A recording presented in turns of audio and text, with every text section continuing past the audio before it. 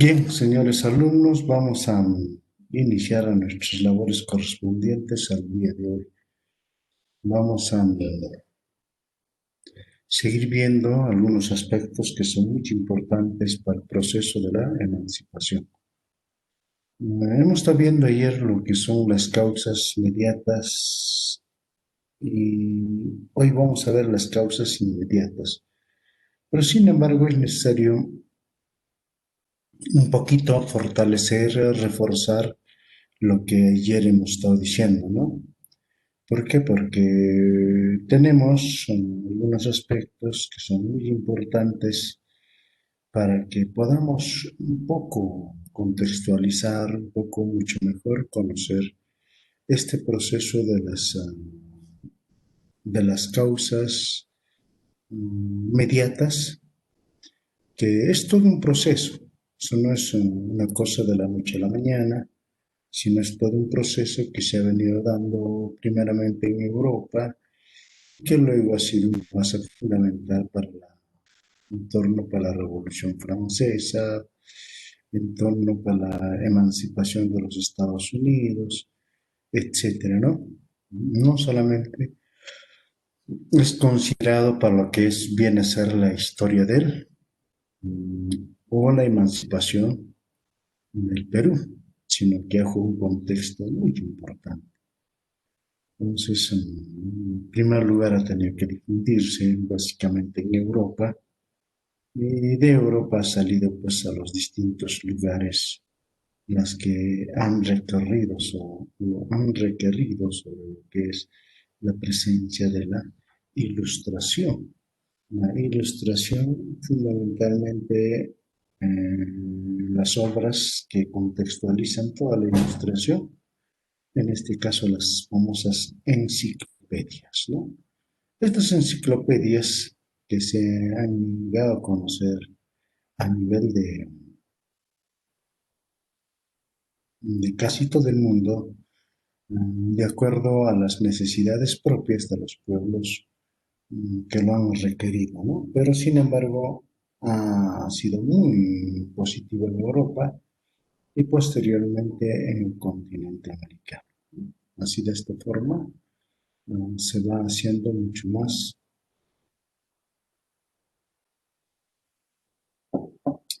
importante. Entonces acá tenemos Europa de los siglos XVII y XVIII, en la cual la forma y de cómo ha estado trascendiendo lo que nosotros precisamos, la ilustración y las famosas enciclopedias, ¿ya? Vamos a ver un poquito más de repaso, un poco más de contenido para que ustedes más o menos conozcan, ¿no? Entonces, acá tenemos Europa, dice,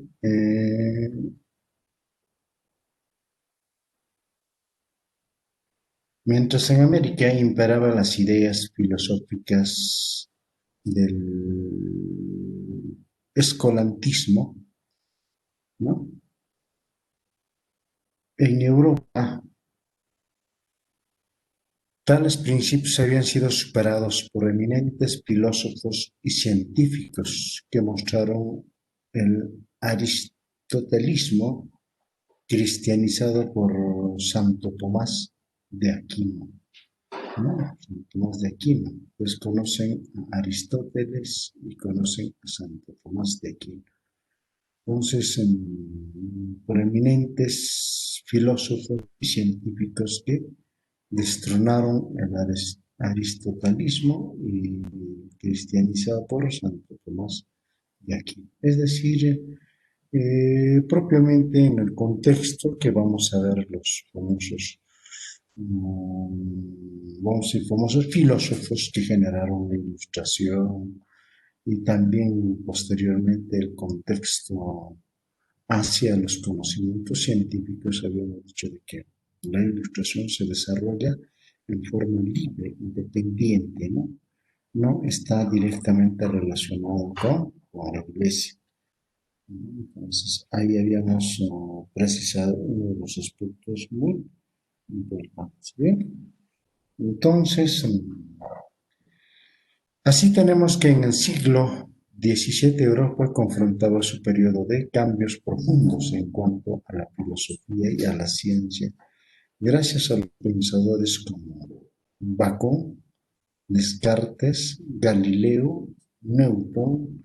Evidentemente, este grupo no plantea reformas sociales ni políticas, pero sí van sembrando la semilla que daría sus frutos en el siglo siguiente. Locke analiza los principios de la Revolución Inglesa en 1688, ¿no?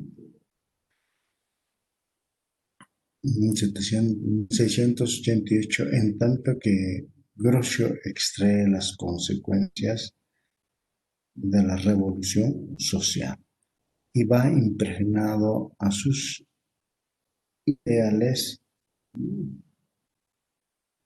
los ideales de su patria, que básicamente es Holanda. Vamos a también un poco precisar, en el siglo XVIII el mundo asistiría a una serie de transformaciones, tanto de índole político como social y científico. Débese a la obra de un grupo de eminentes hombres que concertaron sus ideas para la publicación de la enciclopedia, donde reflejará el pensamiento de Descartes, debe ser, Descartes, Locke, Berkeley y Hume, autores como Octavio Gil Munilla critican el hecho de que todavía se considera la enciclopedia como la obra que despenó, despenó a los americanos y que, embebidos de sus ideas, iniciaron el proceso de la revolución emancipadora. Entonces, hay que tener muy en cuenta en estos aspectos que estamos reforzando lo de quiénes son los grandes filósofos que llevaron adelante el desarrollo de la ilustración y posterior publicación en lo que se llaman las famosas enciclopedias, ¿no? Entonces, ahí tenemos lo básico de todo esto, es de que se va experimentando algunos aspectos muy importantes en el correr de la vida, o sea, sobre todo la identificación del pueblo europeo con las ideas de la ilustración y con el contenido de las enciclopedias. Vamos a tener mucho más adelante, ¿no? de que cómo es que se llegaba a difundir estas ideas, cómo se llegaban a difundir a lo largo de toda Europa. No fue un proceso fácil, fue un proceso muy difícil. Dice que en esto, como por ejemplo, aparte de los intelectuales, ¿no? Quienes empezaban a difundir con mayor proporción llevando mensajes, llevando panfletos, etcétera, fueron las mujeres, fueron las mujeres. Lograron un papel importante en la comunicación y la difusión del contenido de estas enciclopedias. Fundamentalmente el hecho de que se contextualice la idea de libertad y las otras ideas de que propiamente de contexto de carácter social, económico y político. Pues esto es lo que nosotros tenemos que tener, ¿no? Gracias. A ver, vamos a ver. Quisiera mirar, pero nada bien. Bien, entonces sigamos un poco más acá. Vamos a ver lo que se llama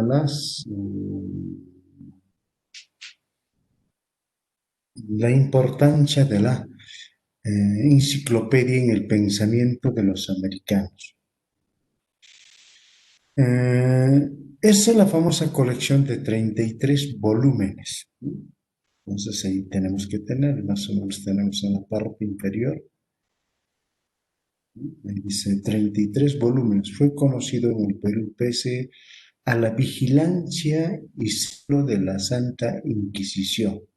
¿Esto qué implica? De que quien realmente poseía estos libros o estas enciclopedias prácticamente estaba condenado a la Santa Inquisición. Entonces, por eso decimos acá, es la famosa Conducta de Teo, fue conocida en el pese a la vigilancia y celo de la Santa Inquisición, ¿no? ¿Por qué? Porque nosotros sabemos que todas estas obras no tienen un contexto y un contenido que esté directamente relacionado con la iglesia, sino más al contrario, se ha desarrollado fuera de la iglesia. Son planteamientos que encarnan el verdadero contexto social, el verdadero contexto político y económico de Europa y también de América, ¿no?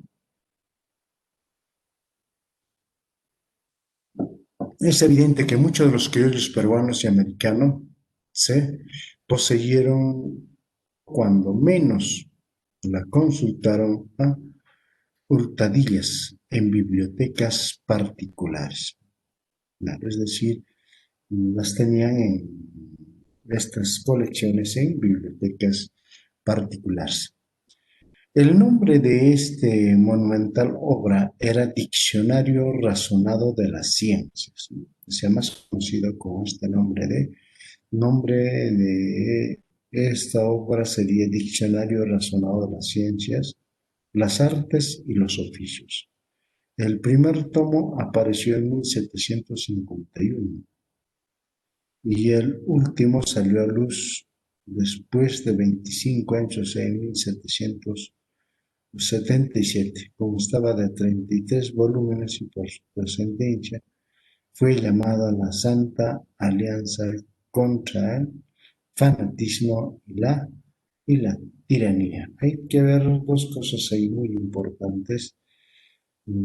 Fanatismo se refiere propiamente que las personas de aquel entonces, básicamente en Europa y en América, estaban muy apegados a la religión o la iglesia católica. A eso se refiere el fanatismo, o sea, muy centrados en el hecho de que todos los problemas que acarreaban el contexto propio, tanto en Europa como en América,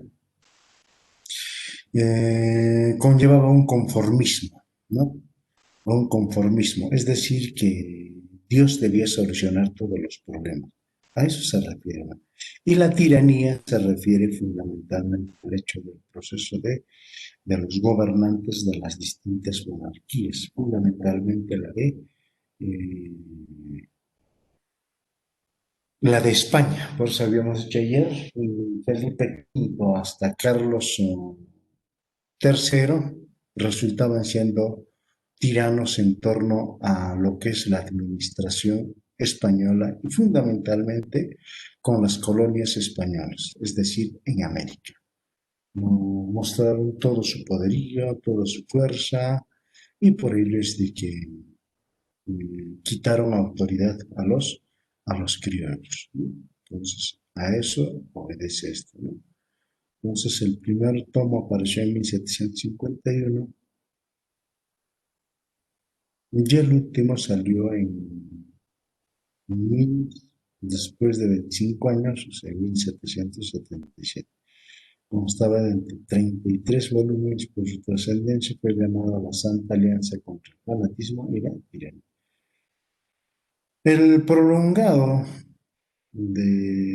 o el prólogo de la enciclopedia estuvo a cargo de Allenbert, ¿no? Allenbert. Además colaboraron en sus respectivas especialidades hombres como Turgot, ¿no? Tenemos como Turgot, Montesquieu, Rousseau, Voltaire, Buffon, Kesnay, ¿no? Y muchos otros representantes más del pensamiento ilustrado. Es decir, son como los que redactan distintos artículos para un libro, más o menos así vamos a contextualizar, ¿no? Entonces, a eso es lo que quiere decir representantes de la ilustración.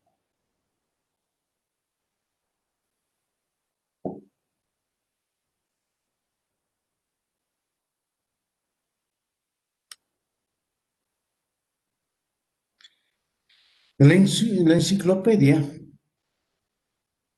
remeció los principios hasta entonces inconmovibles de la Iglesia, atacando los dogmas y a los representantes más conspicuos de la religión a través del tiempo. Es decir, más trascendencia tiene por el hecho de que dice por su cerrado racionalismo fue duramente perseguida. O sea, el hecho de que aquel entonces, como era, estamos en torno a lo que ya viene a ser la Edad Media y pasando a la Edad Moderna, aún todavía tenía el control de todo el desarrollo del conocimiento, la sabiduría, etcétera, la Iglesia Católica. Ustedes saben perfectamente que la Iglesia Católica da origen incluso a las universidades y las universidades son controladas a través de las primeras universidades son controladas por la Iglesia, o sea, las dirigen la Iglesia, y más que todo en Europa, y como también va a ocurrir en América, ¿no? Entonces no es ajeno de que la Iglesia prácticamente es la que controlaba todo el proceso del desarrollo de los conocimientos y como también el desarrollo de la filosofía. Pero sin embargo, hemos visto que la ilustración mm, ha sido un contexto muy en particular y se ha ido en contra de la Iglesia. Entonces, eso es lo que hay que tener muy en cuenta en esto, ¿no es cierto? Una de las órdenes religiosas que salió al paso fue la de los jesuitas. O sea, ustedes saben que los jesuitas, como parte de la iglesia, realmente apoyaron también este tipo de movimientos, o sea, el desarrollo de la ciencia, todo eso, también las ideas de libertad, todo eso por el hecho de que también la monarquía española los había tocado, ¿no? O sea, los había expulsado de las colonias americanas. Entonces, de esa vez se pone al frente de la monarquía y trata de justificar su presencia fundamentalmente con el apoyo a la emancipación. Perdón. Las monarquías reinantes vieron socavados sus derechos divinos para gobernar a los hombres poniendo en tela de juicio sus derechos o sojuzgar a otras naciones, así como, así como tenemos,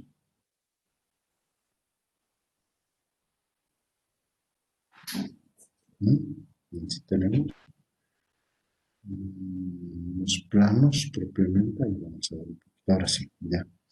Entonces tenemos los hombres poniendo en tela de juicio derechos a sojuzgar a otras naciones, así como el colonialismo, despertando en los individuos su amor a la libertad ya, y el derecho a la rebelión contra esos fetiches de la realeza.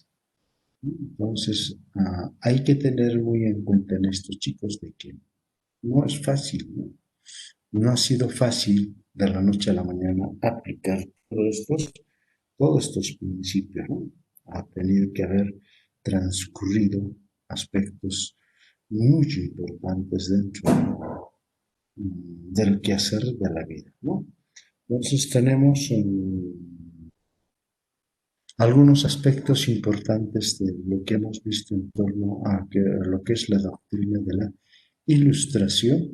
Hay que tener en cuenta que en la ilustración propiamente no había todavía aquí, vamos a decir, o ciencias específicas. Mayormente, siempre la ciencia estaba bajo el dominio de la filosofía, bajo el dominio de la filosofía. Pero es que cuando nosotros decimos, por ejemplo, además a los colaboradores o sus respectivas especialidades como Turgot, Montesquieu, Rousseau, Voltaire, Buffon, Quesnay y entre otros más, generan conocimientos casi en forma de carácter general, o sea, casi en todas las áreas, ¿no? Por eso es que nosotros también, aparte de todo el contexto social, económico, político que plantea, como por ejemplo Voltaire, Turgot, Montesquieu y Rousseau, ¿no? Nosotros dentro del contexto de la educación también los vamos a considerar como los primeros pedagogos. ¿Por qué? Porque también hacen planteamientos sobre lo que es la pedagogía, ¿no? Entonces, por eso decimos de que estos no tenían todavía un contexto bien definido. O sea, es decir, quién dedicarse a la historia netamente, quién dedicarse a la filosofía, quién dedicarse a la educación, quién dedicarse a la economía, a la medicina, a la biología, etcétera, etcétera, ¿no? No, acá simplemente fue todo un conjunto de hechos que ellos han pregonado y que posteriormente va a dar lugar a que la ciencia propiamente tome su lugar y empiece a encaminarse bajo el contexto de la división de la ciencia, ¿no? Entonces, hasta acá todavía vemos de que la ciencia es en forma genérica, donde todos vamos a creer que la ciencia lo es todo lo que está redactado en las enciclopedias. Pero no es así. Posteriormente eso ya toma otro camino y va a ser mucho mejor, ¿no? Entonces, a eso estamos llegando, a esto de las famosas enciclopedias, que fue muy importante su presencia en el Perú. ¿Por qué? Porque de alguna forma nos ha permitido básicamente, ¿no?,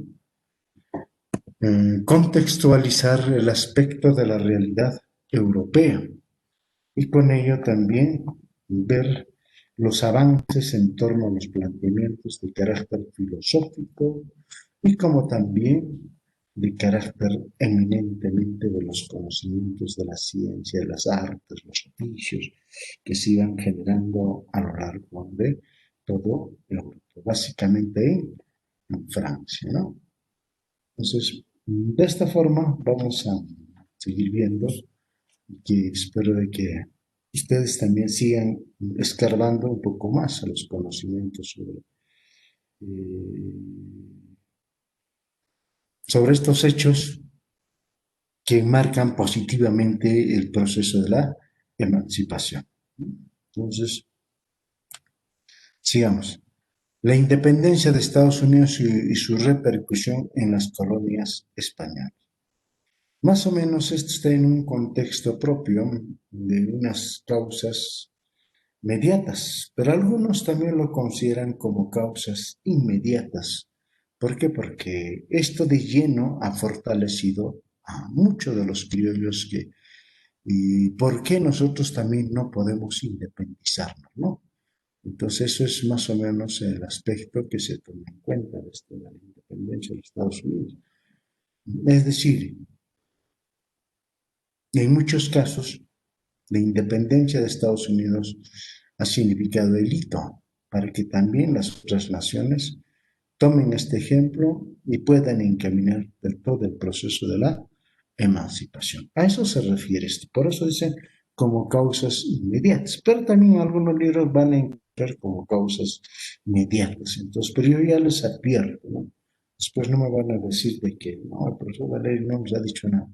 No, no, yo les estoy avisando, les estoy diciendo y ustedes deben tomar en cuenta.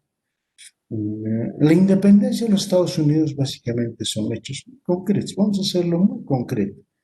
Claro, hay tomos y tomos para conocer la emancipación de Estados Unidos, pero nosotros vamos a precisarlo en cuatro párrafos, ¿no? Y ya, si ustedes quieren conocer más, tienen que agarrar más libros y de esa forma poder, digamos, encaminar mejor los conocimientos, ¿no? Entonces vamos a precisar algunos aspectos muy importantes. Ahí tenemos más o menos algunos pequeños videos que hemos puesto y que está directamente relacionado.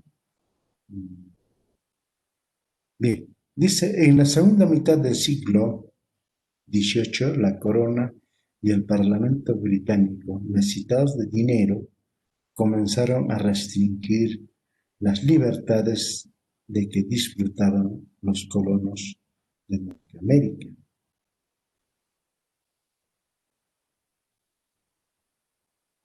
Entonces, un poco que los va a incomodar, casi igual que en el Perú también, ¿no? ¿Por qué? Porque las condiciones económicas, ese desgaste que había generado en los españoles después de la guerra, de la crisis económica, política que ha tenido, España realmente estaba pues en quiebra, ¿no?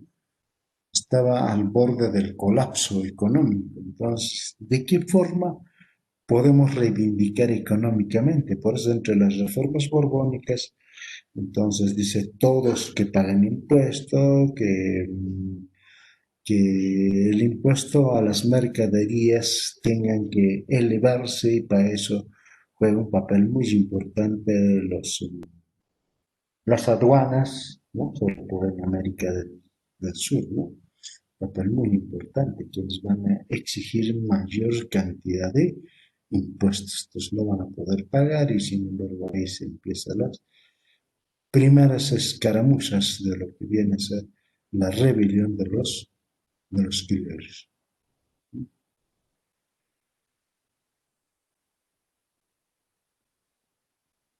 Bien, entonces sigamos. Agravarlos con numerosos impuestos, uno sobre el azúcar, el otro sobre el té, el otro el vidrio, etcétera, ¿no?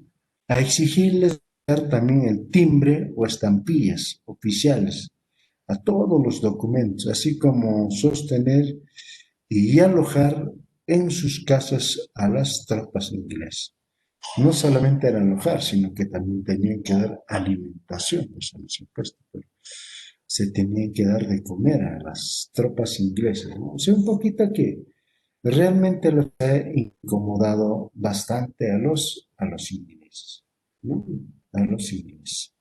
Entonces, en esto tenemos que tener también muy en cuenta un aspecto que tiene que tener mucho. La emancipación de los norteamericanos está contextualizado en un aspecto de carácter netamente económico. O sea, el problema que se suscita en Estados Unidos, ¿no es cierto?, por los norteamericanos, básicamente con respecto a no como así en América del Sur, que es muy distinto, ¿no? Vamos a ver más adelante que es muy distinto, ¿no? Tiene una connotación mucho más importante, porque aquí no va a ser un problema de carácter económico, sino va a ser un problema de carácter de sentimiento patriótico, es decir, de carácter filosófico, doctrinario. Pues hay una diferencia entre Norteamérica. Por el hecho de que les han elevado los impuestos, ustedes saben de que veamos más adelante a ver, para poder contextualizar, ¿no? Entonces, mm,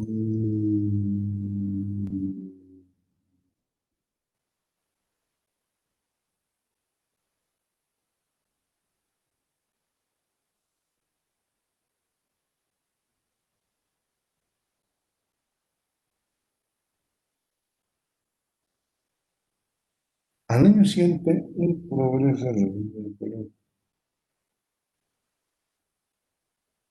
Al año siguiente, un congreso de representantes de la colonia pidió al rey y al parlamento que reconsidere, ¿no? Que reconsidere prácticamente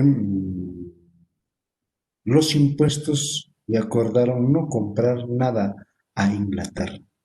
Ustedes bien están viendo que es eminentemente de carácter económico, ¿no?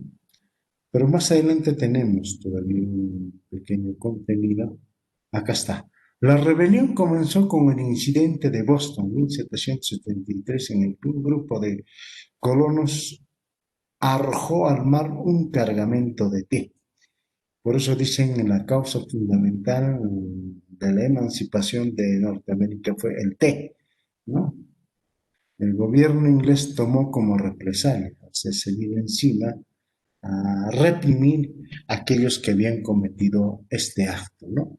Ahí todo empieza. Entonces, ahí sí, acá tenemos que hablar sí. Pues se juntan, empiezan a reunirse y en torno a ello, pues un grupo de norteamericanos se forma un grupo, o sea, un congreso, y representantes piden al rey que y al Parlamento para que reconsidere los impuestos y acordaron no comprar nada en Natal. Como persistió la situación, creció la rebeldía hasta que el 4 de junio sería, ¿no? El 4 de julio de 1776 el Congreso de Representantes de las Colonias proclamó la Declaración de la Independencia. Redactado esencialmente por el intelectual inglés Thomas Jefferson, no es Jefferson Farfán por si acaso, no, es Thomas Jefferson, ¿no? La cual recogió los principios liberales del inglés John Locke.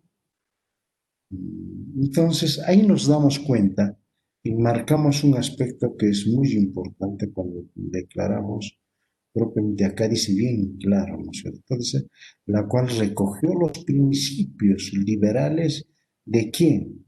De John Locke, ¿no es cierto? De John Locke. Entonces, del inglés John Locke. Entonces, esto, ¿qué, aquí conlleva?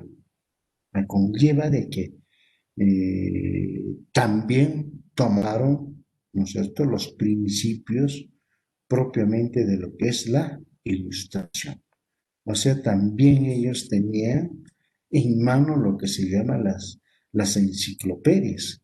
Entonces, por esas razones de que rápidamente ellos cogen y trabajan bajo ese sentido. Entonces, eso es lo que hay que tener muy en cuenta. Entonces, John Locke, hemos precisado, es uno de los representantes pues, de las ideas liberales en torno a lo que viene a ser la ilustración, ¿no? Uno de los representantes de la ilustración, uno de los actores de las enciclopedias, etc., ¿no? Entonces eso es lo que hay que tener muy en cuenta, ¿no? Luego también nos vamos rápidamente a otro aspecto. Viene la Revolución Francesa. Fue originado por la burguesía francesa, ¿no es cierto? El día de ayer habíamos dicho que las ideas liberales de la Ilustración se constituían como la doctrina de la burguesía, ¿no? La doctrina de la burguesía. Y por eso es que la Revolución Francesa también se encamina bajo los principios de la Ilustración o las doctrinas de la Ilustración.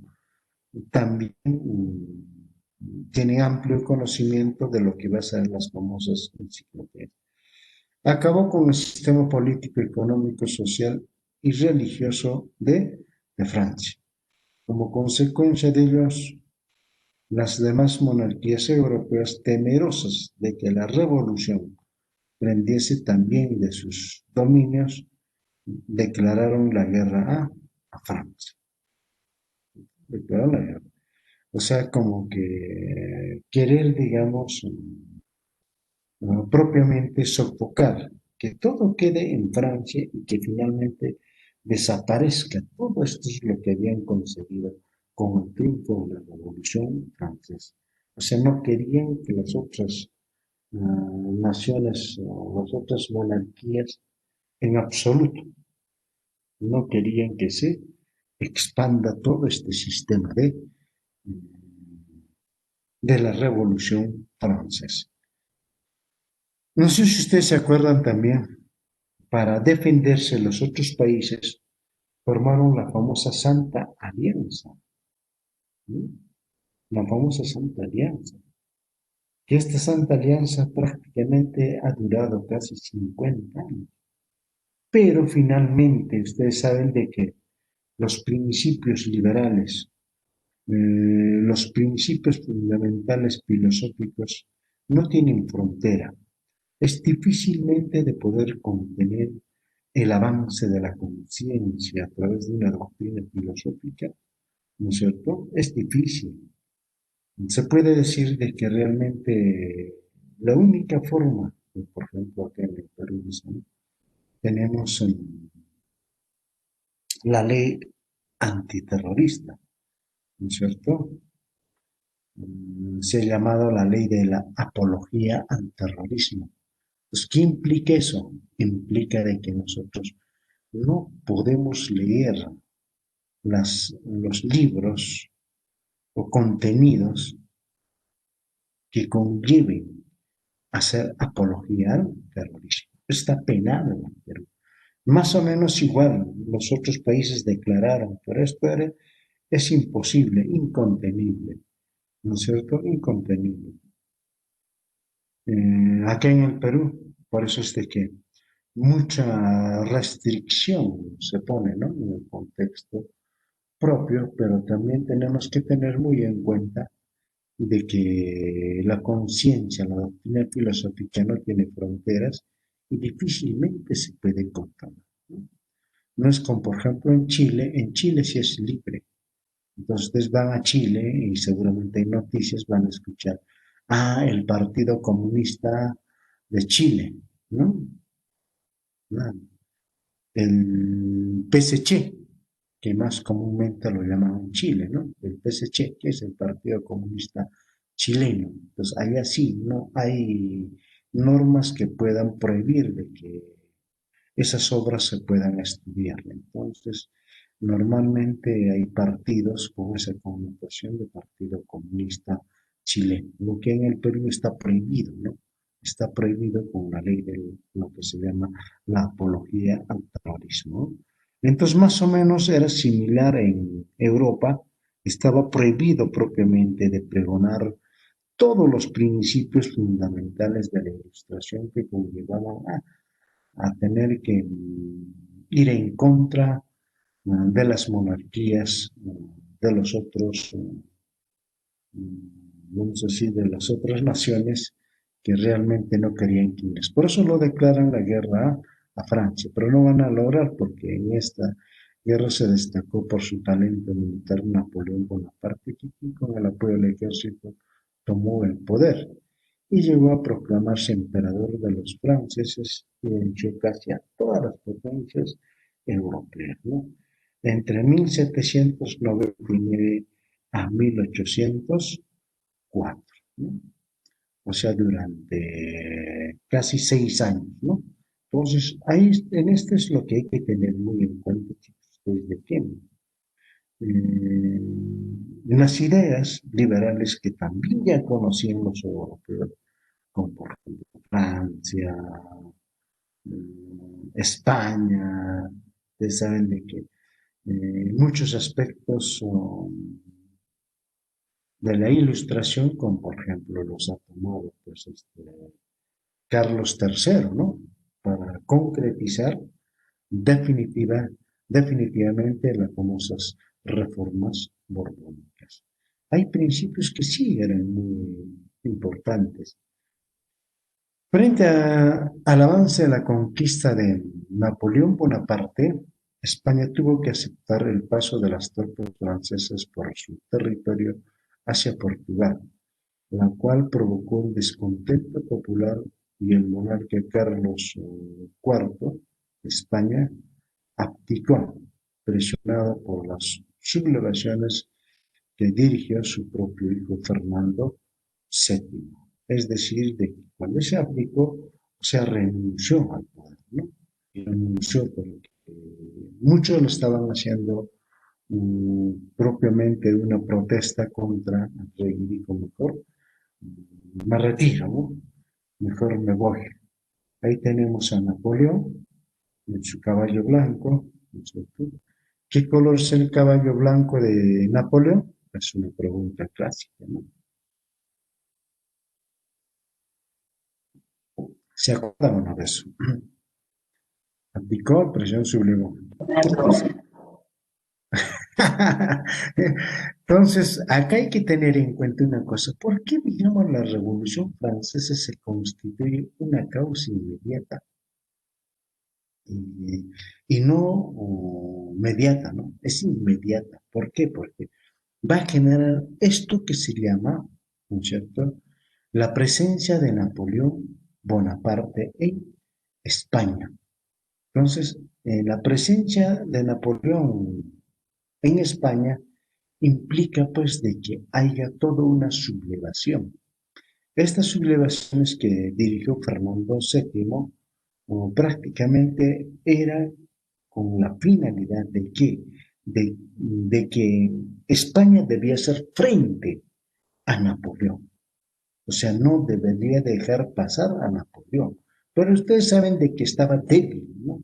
España estaba débil después de la guerra de los 30 años que pierde, después de que también pierde la guerra de las sucesiones, y que recién estaban tratando de prontamente reestructurar, refortalecerse como nación, ¿no? Entonces, no podía, mejor dijeron ya que pase, ¿no? Que la cosa es que a nosotros no nos moleste y que vayan a, como quien dice, a molestar, a fregar a los portugueses, ¿no? Entonces al pueblo no le ha gustado eso. Pues dicen, no debería dejar pasar, debería de frenar el paso de los de Nápoles.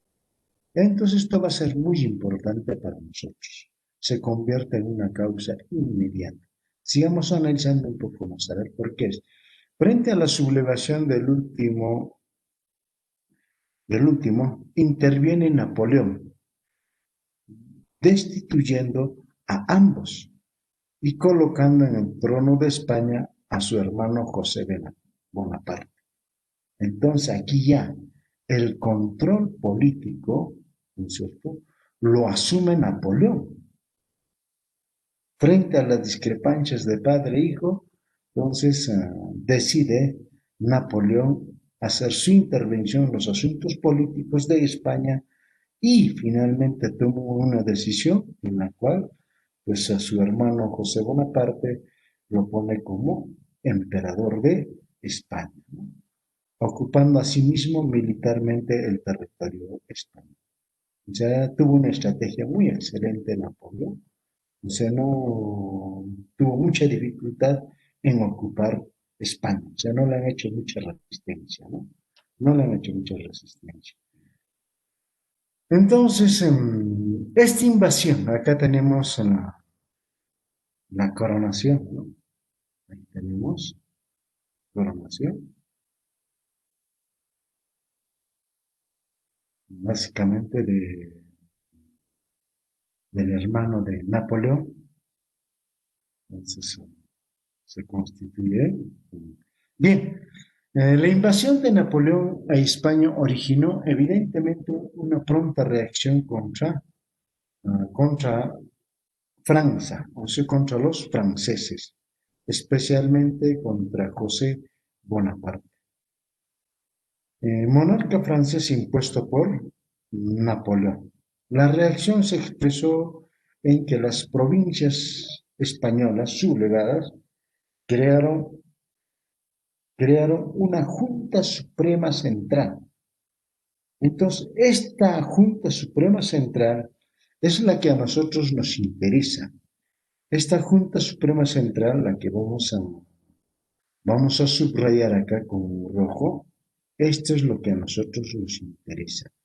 ¿Qué es lo que ocurre con esta Junta Suprema Central, la cual asumió el gobierno de España, convulsionada y de sus colonias, en nombre del rey cautivo Fernando VII, organizando la lucha contra Napoleón y José Bonaparte? Entonces, esta Junta Suprema que hemos tenido acá, por favor, tómenlo muy en cuenta, esta es la que va a generar, en cierta forma, el aliento, la sazón de lo que posteriormente va a ocurrir en el continente americano, es decir, en las colonias, ¿no? Entonces, aquí tenemos,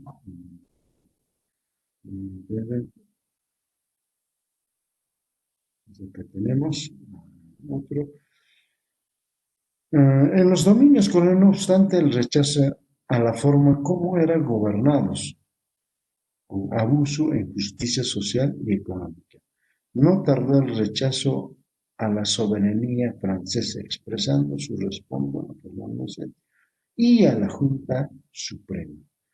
O sea, todo, en este caso las colonias, ¿no?, también empiezan a organizarse.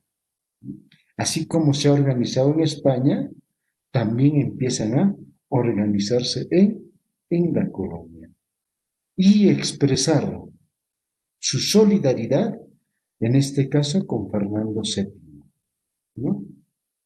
Entonces, este hecho de que se esté organizando y que el virrey, los virreyes, ¿no?, en los virreinatos no hayan controlado este aspecto. En el Perú sí, no han permitido, pero en caso de,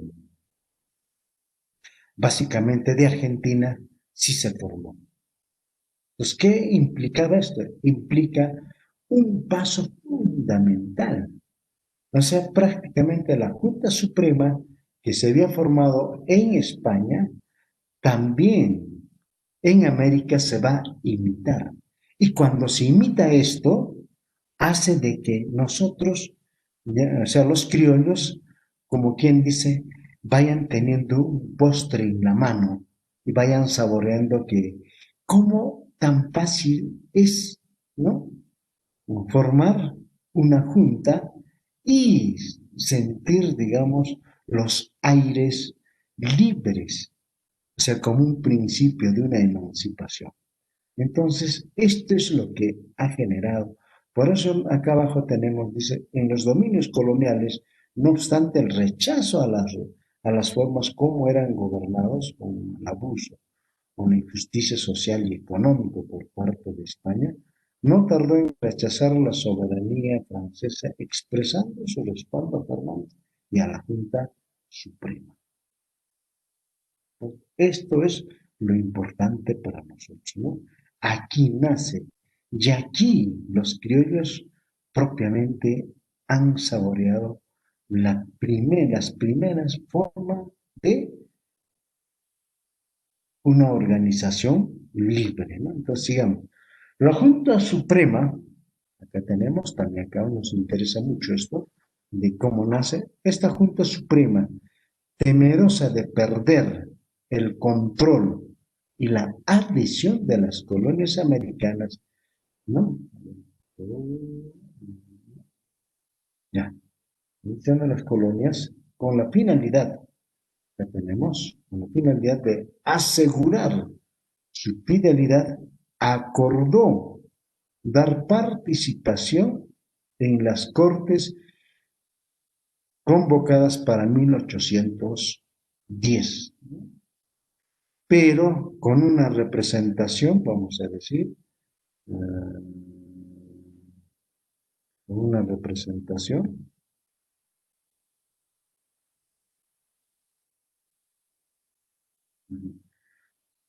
entonces estamos con una representación muy pequeña, un delegado por cada virreinato, ese es uno. Dos, ¿no es cierto? Ahí también tenemos que tener muy en cuenta, ¿no es cierto? Y Capitanía General, lo cual contrastaba con la representación que tenía cada provincia de la metrópoli, es decir, con cada provincia de España, como metrópolis a España, ¿no? En que ellos tenían casi el doble, el triple o mucho más que lo que van a tener, ¿no? Los virreinatos de la colonia española. Entonces eso también genera todo un descontento, ¿no? Por eso es muy importante esto, ¿no? Es muy importante, de la cual contrastaba con la representación que tenía cada provincia, las cuales tenían dos representantes, es decir, se daba la relación de 2-1, dos delegados para cada provincia española con menor extensión territorial y menor población, contra un delegado de cada virreinato, de gran extensión territorial y poblacional. No había pues una adecuada relación de representatividad. Entonces, esto genera todo un descontento, ¿no? Esto es lo que va a generar todo un descontento, ¿no es cierto? Todo un descontento. O sea, no van a estar contentos porque propiamente los virreinatos siempre se ven bien opacados. Siempre hemos visto cómo a los criollos los han sacado de la vida política, de la vida administrativa, y ahora un golpe más reciben esto que nosotros tenemos, ¿no? Entonces acá tenemos un aspecto que es muy importante. Entonces dentro de esto, por eso se convierte en una causa inmediata la Revolución Francesa. ¿Por qué? Porque la Revolución Francesa generó todo un contexto propiamente de cambio político, económico, social, cultural, ideológico en el mundo, y esto no estuvo al agrado de los demás, de las demás monarquías. Forman la famosa Santa Alianza, declaran guerra a Francia y finalmente sale pues a la palestra Napoleón Bonaparte. Y Napoleón Bonaparte va a dar golpe a todas estas monarquías y como también no quiso dar golpe a España, pero lamentablemente pues la actitud, el comportamiento del hijo de, ¿no? En este caso Fernando VII, ha generado de que intervenga pues Napoleón Bonaparte y asumiendo el control político. Eso es lo importante para nosotros, porque aquí nace fundamentalmente el principio de la independencia del Perú, la forma como nosotros debemos organizarnos, ¿no? En defensa propia de cada uno. Bien, entonces sigamos un poco más. Acá tenemos estas desigualdades de delegados ante la Corte de 1810 motivó el descontento y rechazo por parte de los criollos, quienes sentían haber sido disminuidos, marginados de sus derechos y por lo tanto, ¿no? Entonces, por lo tanto, dieron reemplazar a las autoridades coloniales, acá está, por las famosas juntas de gobierno. Acá tenemos, ¿ya ves? Entonces, acá empiezan las primeras juntas de gobierno. O sea, estas juntas de gobierno son las que se van anticipando propiamente a la forma cómo va a ser el proceso de la emancipación, ¿no? Entonces, acá nosotros propiamente estamos viendo de cómo la emancipación va surgiendo por sí mismo, ¿no? Por sí mismo. Entonces, esto es lo que queremos precisar con estos gobiernos similares a las de España, o sea, la Junta Suprema. Esto es lo que queremos. Es así como los cabildos asumieron la dirección de estos movimientos.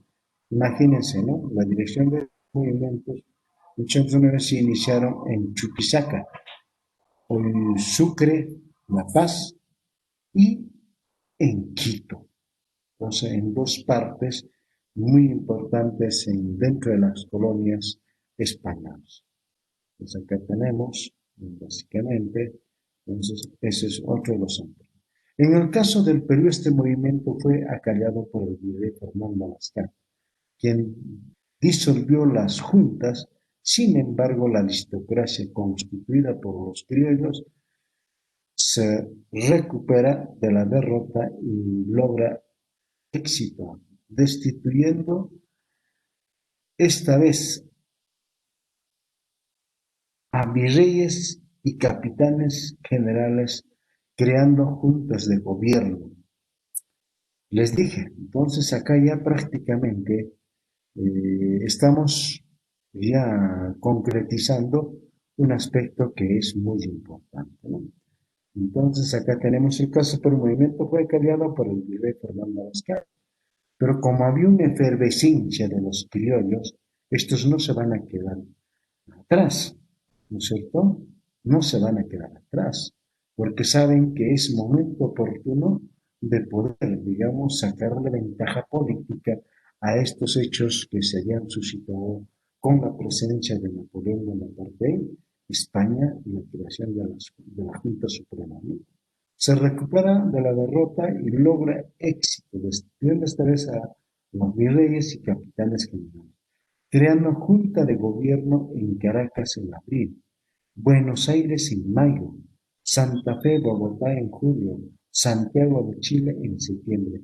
Estas juntas de gobierno proclamaron su fidelidad. Entonces no solamente actuaron de una forma muy aislada, sino que también un poco quieren ganar confianza, ¿no es cierto?, con Fernando VII. Llamaron su fidelidad a Fernando VII e iniciaron el ensayo de un gobierno autónomo. ¿Se dan cuenta? Entonces, esto tiene que ver mucho en el contexto propio de lo que viene a ser. Y tenemos que tener también en cuenta de que el hecho de que habían iniciado un gobierno autónomo con estas juntas, realmente para nosotros es bastante positivo.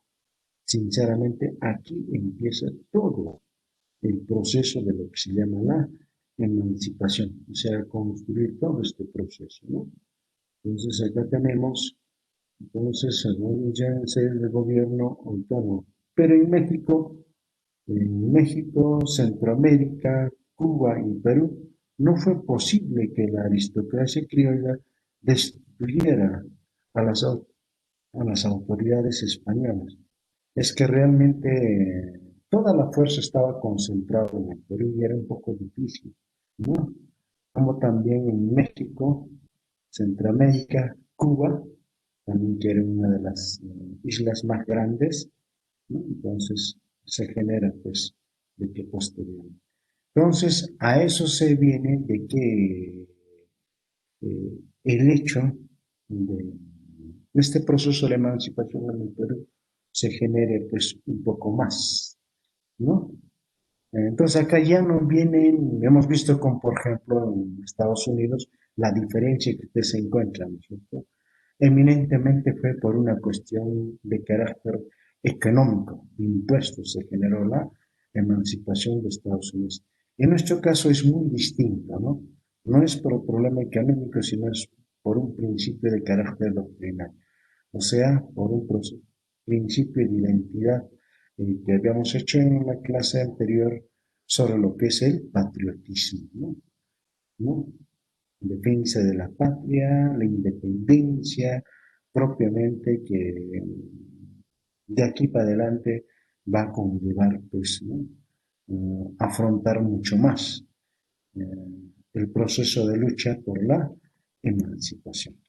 Entonces aquí, de esta, como por ejemplo, en México, digamos, no en México, sino en Buenos Aires, de esta junta de gobierno prácticamente van a ser, ¿no?, el grupo que va a emprender la lucha por la emancipación, es decir, el ejército de San Martín, ¿no?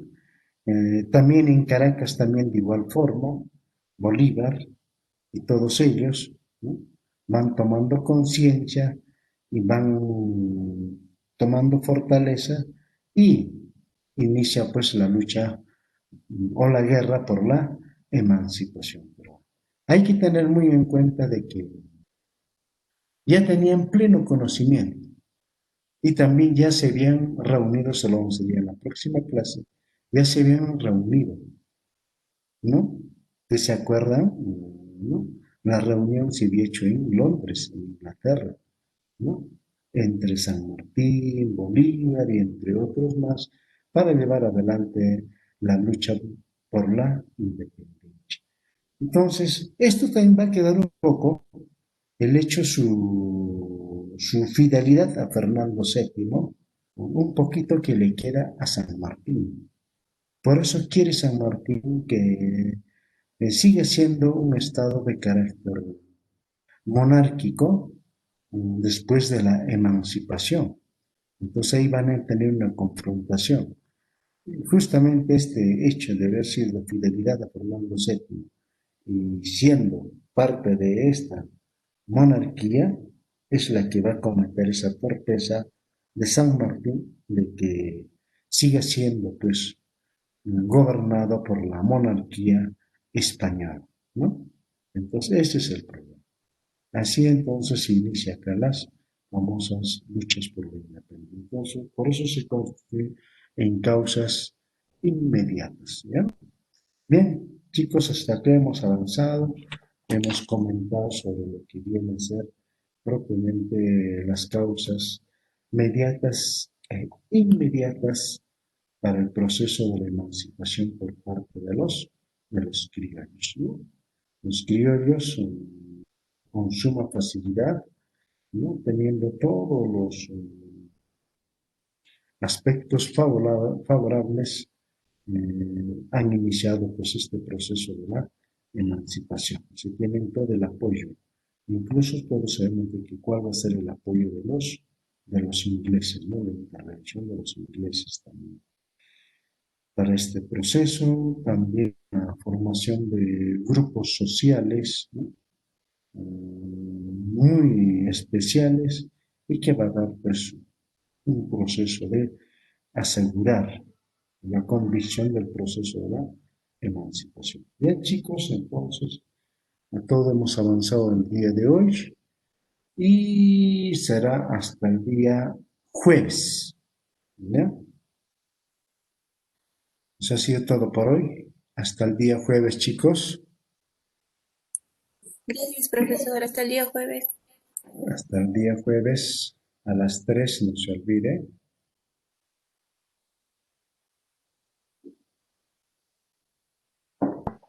Hasta el día de jueves, profesor. Hasta el jueves, chicos.